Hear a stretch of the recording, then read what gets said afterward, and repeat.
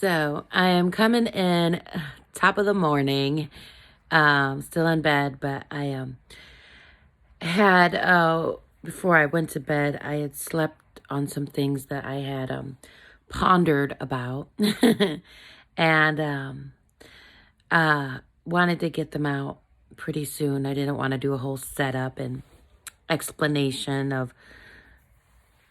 I didn't want to make a whole production of it, but it is something that I want to talk about on my channel. It's coming from my experiences and my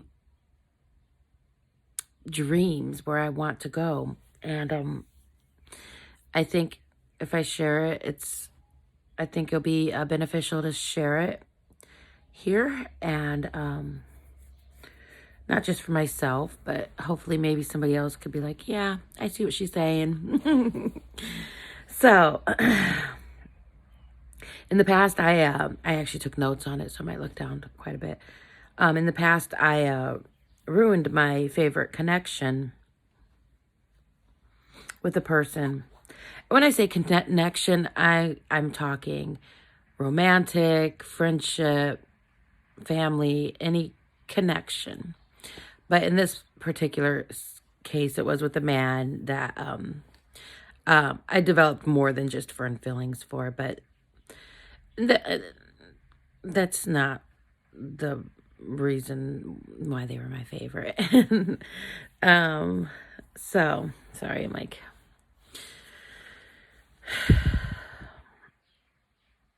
but I ruined that friendship, that connection, due to my self-doubt. A lot of insecurities were running me at that time as well. I doubted the connection itself. I've doubted him. A lot of fear. That was the old me. That was before I officially split.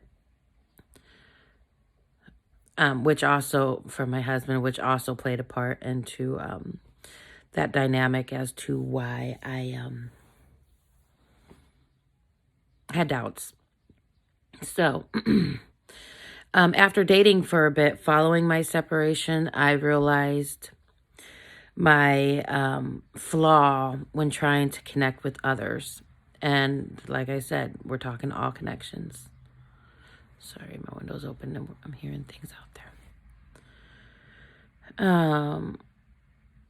And my main flaw, obviously, nobody's perfect. So obviously I have multiple things that I do that don't help me in the way that I would like, that holds me back.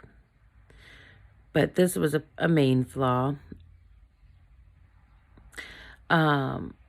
Even now that I recognize my fears that cause my doubt, I still give energy, not as much as in my past, to men who don't recognize or acknowledge my value.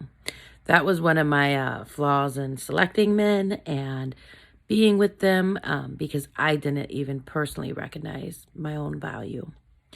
It took a while to start to see that I do deserve so much better than what I have been settling for.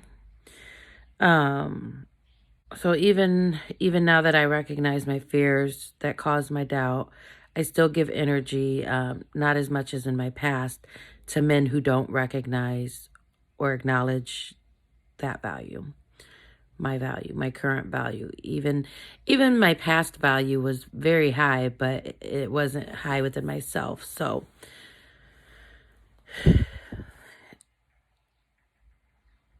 yeah.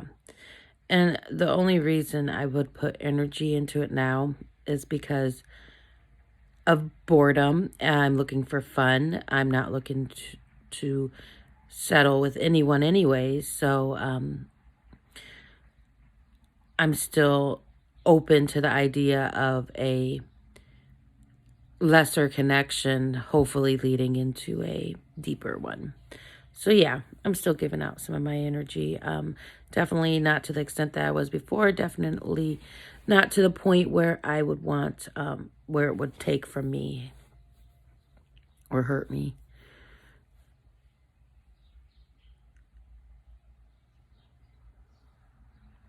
I look beautiful. No makeup.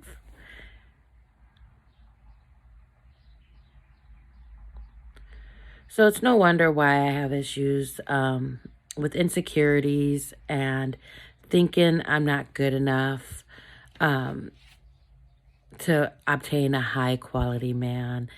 Um, it's because I've entertained so many men that did not reinforce that.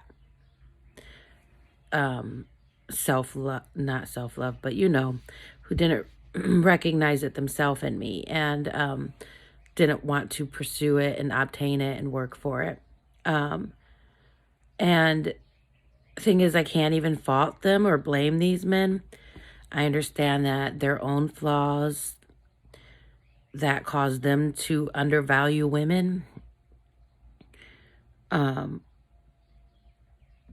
is what's at work. It's not even necessarily them as a person.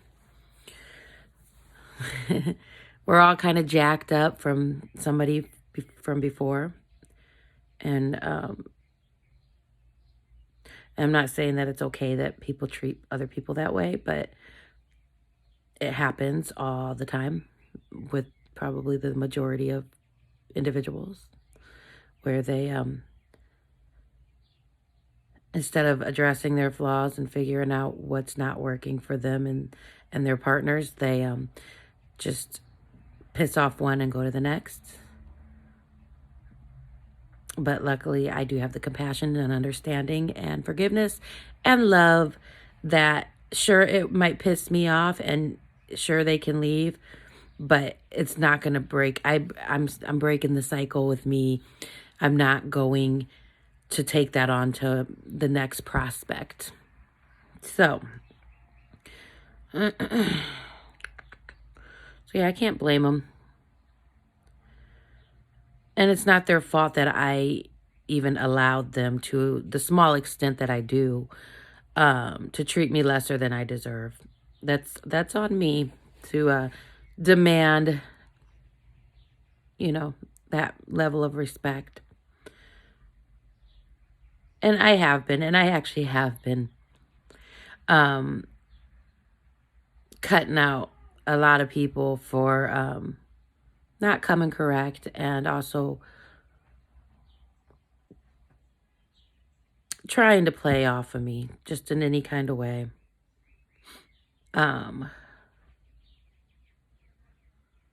So I almost feel like it's like my responsibility in these relationship connections.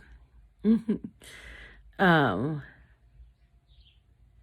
this is my self-responsibility. I get it that I'm not anybody's instructor or anything like that, but to stand up for myself, I feel like I'm responsible to explain the true extent of this vicious cycle that, I've definitely been a part of my whole dating life up until now. And that so many people do find themselves in it as I, separate myself from what I don't want, which is superficial, toxic hookup connections. So maybe that's part of my calling that I'm always trying to acknowledge and answer the call to. Maybe I need to help teach men a healthy lesson. No spite, no anger, just explain to them my impressions.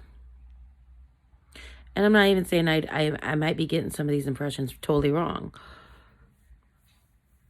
I've already accused some men about being what I fear the men that have typically come to me in the past to be.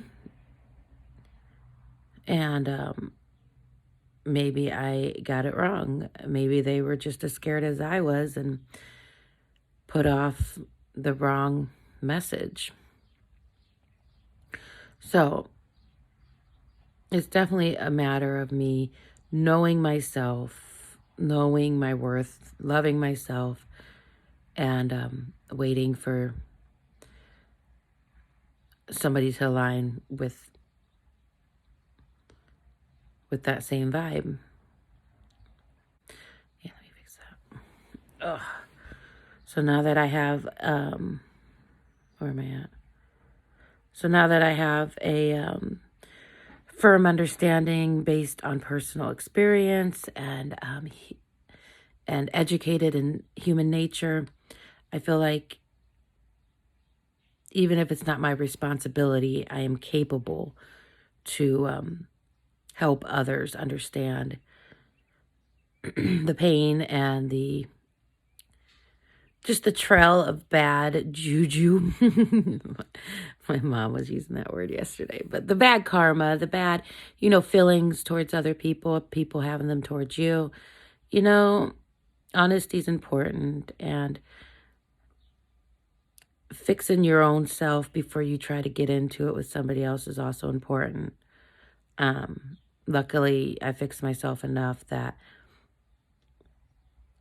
I don't think there's anything outside of physical harm that I can't handle from any man, any connection. So, so I was recently made aware of the purpose of everything happening for a reason, is so that we can discover the roots of those reasons and learn the lessons attached to them. So a lot of people go into saying, oh, everything happens for a reason. So I felt it's important to not just stop at saying that, not stop at understanding that. But if everything happens for a reason, then it's important to find those reasons out and make... What was I going to say on this? So those lessons that are attached to those reasons can guide the future reasons into a more positive than negatives. Consequences. Everything happens for a reason is pretty much consequences. So you got to go back to those actions that cause those consequences, whether they're good or bad. I should really think about redoing this.